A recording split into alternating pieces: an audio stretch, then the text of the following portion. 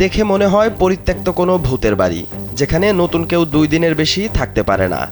জরাজীর্ণ ভবনের গাঁথুনিতে বাসা বেঁধেছে মাকড়সা, এ যেন লতাপাতা গিলে খাচ্ছে পুরো একটি ভবন।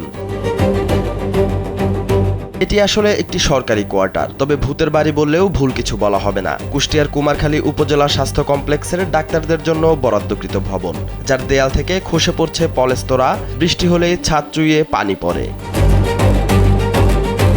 ভবনটিতে 30টি ইউনিট থাকলেও সচল রয়েছে মাত্র 5 থেকে 6টি ইউনিট। বিদ্যুৎ ও পানির লাইনগুলো হয়ে পড়েছে অত্যন্ত ঝুঁকিপূর্ণ। স্যান্ডেলিনা সো, রূপচর্চায় আভিজাত্য। বসবাসের অযোগ্য ভবনটিতে জীবনের ঝুঁকি নিয়েও বাস করছেন কয়েকজন কর্মকর্তা কর্মচারী। সাধারণ রোগীরা যে সেবাটা পাওয়ার দরকার, ওনারা কুষ্টিয়া থাকার কারণে সময় মতো আসতেও পারছে না, আবার আগে চলে যেতে হয়, যার কারণে এখানকার যে সেবা দেওয়ার দরকার এই সেবাটা পাচ্ছে না। বাংলায় আমাদের এই পশ্চিম সাইডে যে আছে কোয়ার্টার গুলো আছে, হাসপাতালে মেডিকেল অফিসারদের যত রুমগুলো একদমই অযোগ্য, যে বসবাসের মতোই না, যেখানে সাধারণ মানুষ বসবাস করতে না, এটা মেডিকেল অফিসার কি করে সেখানে বসবাস করবে। ভবনটিতে যেসব কর্মকর্তা কর্মচারী থাকেন তারা নিজের খরচে মেরামত করেই বসবাস করছেন। বাকি ইউনিটগুলো পরিত্যক্ত অবস্থায় পড়ে আছে।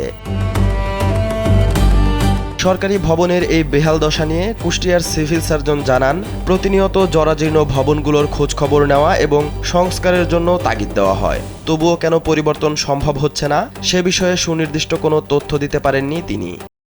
আমার তরফ থেকে যে মেসেজ, আমরা যারা আমাদের যে পুরানো জরাজীর্ণ ভবনগুলো আছে প্রত্যেক মাসিক মিটিং এ তাদেরকে আমরা ইনফর্ম করি যে এগুলো হয়তো করা হোক, রিনোভেশন করা হোক, বা যদি খুবই জরাজীর্ণ হয় তাহলে এগুলো অপারেশন করে পুনরায় করা হোক, ভবন নির্মাণ হোক। আপনি জানেন কিনা জানি না, আমাদের নতুন করে কনস্ট্রাকশন নিশ্চিত করা হয় এই মুহূর্তে। আর বাকি মেইনটেনেন্স ওনারা কতটুকু কি করবে সেটা ওনারা করে থাকে, ওনাদের সাথে কথা বলতে পারে। হাসপাতাল কোয়ার্টার বসবাসের অযোগ্য হওয়ায় বেশিরভাগ ডাক্তারই বাস করছেন কুষ্টিয়া শহরে। দূরপথের যাতায়াতের কারণে রোগীদের পর্যাপ্ত সেবাদানও ব্যাহত হচ্ছে।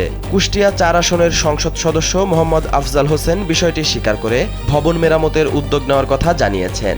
যেগুলো কোয়ার্টার আছে এগুলো অনেকই জরাজীর্ণ হয়ে গেছে, বাস করার অনুপযোগী, ডাক্তাররা সেখানে বাস করতে ভয় পাচ্ছে। আমি এলাকার এমপি হিসাবে আমি স্বাস্থ্য মন্ত্রণালয়ে কথা বলবো, দেখি এটা কতদূর কি করা যায়। আশা করি যে এগুলো পুনরায় মেরামত করে আবার বসবাসের উপযোগী করে ইনশাল্লাহ গড়ে তোলা হবে। কুমারখালী স্বাস্থ্য কমপ্লেক্সের এই কোয়ার্টার শুধু একটি ভবন হিসেবে দাঁড়িয়ে আছে বিষয়টি এমন নয়, বরং রাষ্ট্রীয় সম্পদের অপচয়ের দৃষ্টান্ত হয়েই মাথা নুইয়ে দাঁড়িয়ে আছে সরকারি ভবনটি।